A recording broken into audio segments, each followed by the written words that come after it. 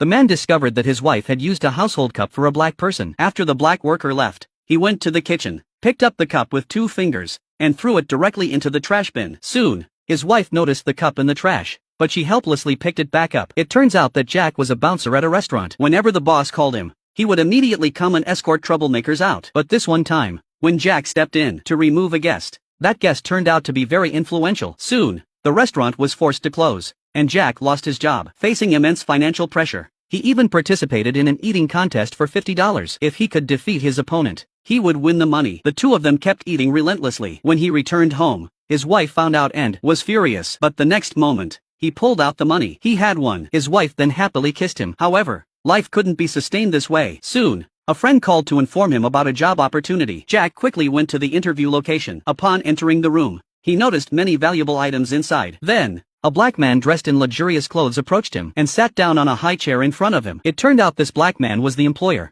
Arthur, a very famous pianist. The height difference between them at that moment made Jack a bit nervous, but Arthur's attire and demeanor were completely different from Jack's impression of black people. Still, for the sake of survival, he had to set aside his prejudice. He learned that Arthur needed a driver to take him on a tour through the deeply racist South. Arthur explained that the job wasn't just about driving. It also involved being a bodyguard and taking care of his daily needs. He offered a high salary for 2 months of work. Although the pay was very attractive, Jack stood up and declined the job. He couldn't bear working for a black person. Arthur was very disappointed, as Jack was the most suitable candidate among all the interviewees. When Jack heard such high praise, he tried to negotiate terms with Arthur, but Arthur refused. With no money, Jack had to sell his watch to scrape together some cash for living expenses. When he returned home, his wife asked about the interview, but upon hearing that the employer was black, she knew given Jack's attitude toward black people that the job was definitely off. The next morning, the two were awakened by a phone call. It was Arthur on the line, but he asked to speak to Jack's wife.